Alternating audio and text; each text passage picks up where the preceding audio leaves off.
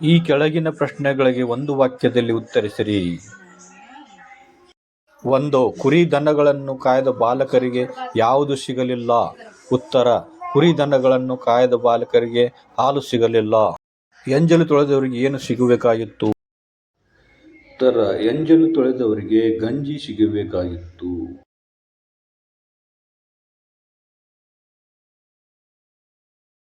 ಗಿಡಗಳ ಜೊತೆ ಬೆಳೆದವರಿಗೆ ಯಾವ ಭಾಗ್ಯ ಸಿಗಲಿಲ್ಲ? ಉತ್ತರ: ಗಿಡಗಳ ಜೊತೆ ಬೆಳೆದವರಿಗೆ ಓದುವ ಭಾಗ್ಯ, ಬರೆಯುವ ಭಾಗ್ಯ ಸಿಗಲಿಲ್ಲ. 4. ಬಾಲಕರು ಚಳಿಯನ್ನು ತಡೆಯದೆ ಕುಸಿದಿದ್ದು ಏಕೆ?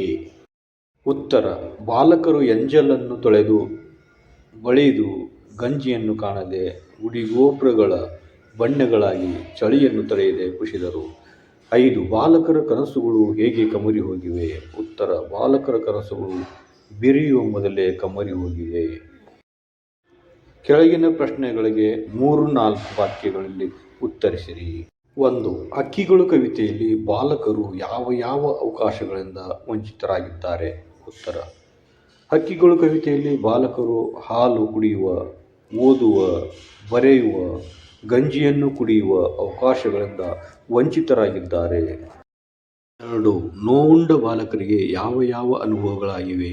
ಉತ್ತರ: ನೋವುಂಡ ಬಾಲಕರಿಗೆ ಬೆಟ್ಟವ ಹತ್ತುವ, ಇಳಿಯುವ, ಪಾತಾಳದ ಕರಾಳ ನೋವನ್ನು ಕಾಣುವ, ಕುರಿ ದನಗಳ ಕಾಯ್ದು ಮೇಯಿಸುವ, ಗಿಡಗಳ ಜೊತೆ ಬೆಳೆಯುವ, ಎಂಜಲು ತೊಳೆಯುವ ಮೊದಲೇ ಬಾಡುವ ಅನುಭವಗಳಾಗಿವೆ.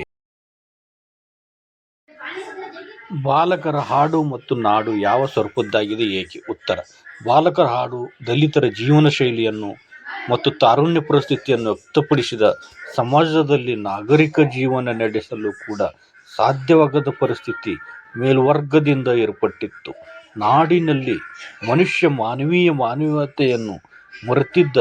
ಏಕೆಂದರೆ ನಾಡಿನಲ್ಲಿ ಜಾತಿ ಪದ್ಧತಿ ಇದಕ್ಕೆ ನೇರ ಕಾರಣವಾಗಿದೆ. ಈ ಕೆಳಗಿನ ಪ್ರಶ್ನೆಗಳಿಗೆ 8-10 ವಾಕ್ಯದಲ್ಲಿ ಉತ್ತರಿಸಿರಿ. ಬಾಲಕರದು ನೋವಿನ ಹಾಡು ಕತ್ತಲ ನಾಡು ಎಂಬ ಕವಿ ಏಕೆ ಕರೆದಿದ್ದಾರೆ? ಉತ್ತರ: ಬಾಲಕರದು ನೋವಿನ ಹಾಡು ಕತ್ತಲ ನಾಡು ಏಕೆಂದರೆ ದಲಿತರು ಶತಶತಮಾನಗಳಿಂದ ಮೇಲ್ವರ್ಗದವರಿಂದ ಶ್ರೀಮಂತರಿಂದ ತುಳಿತಕ್ಕೆ ಒಳಗಾದವರು.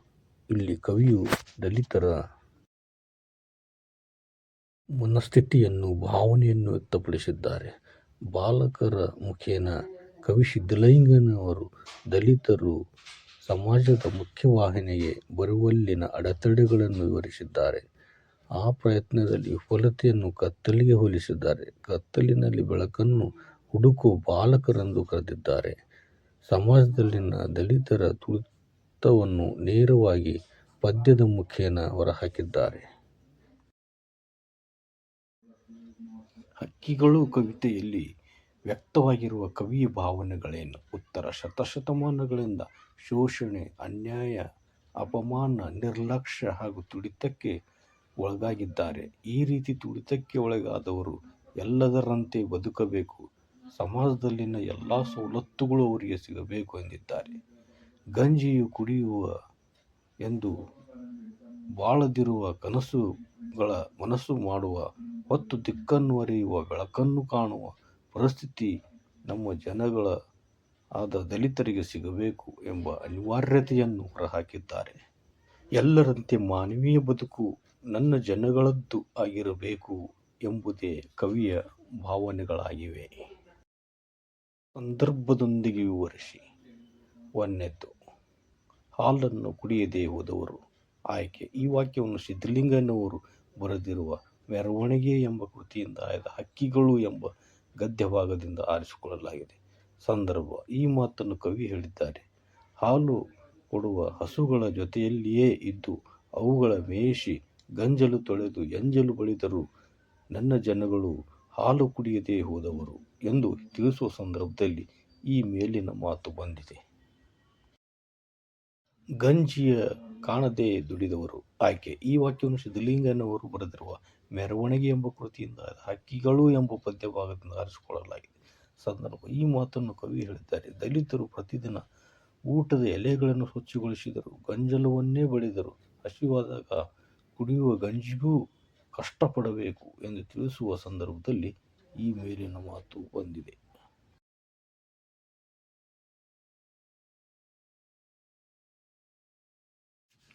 ಕಮರುವ ಬಣ್ಣದ ಕನಸುಗಳು ಆಯ್ಕೆ. ಈ ವಾಕ್ಯವನ್ನು ಸಿದ್ಧಲಿಂಗಯ್ಯನವರು ಬರೆದಿರುವ ಮೆರವಣಿಗೆ ಎಂಬ ಕೃತಿಯಿಂದ ಆಯ್ದ ಹಕ್ಕಿಗಳು ಎಂಬ ಪದ್ಯಭಾಗದಿಂದ ಆರಿಸಿಕೊಳ್ಳಲಾಗಿದೆ. ಸಂದರ್ಭ: ಈ ಮಾತನ್ನು ಕವಿ ಹೇಳಿದ್ದಾರೆ.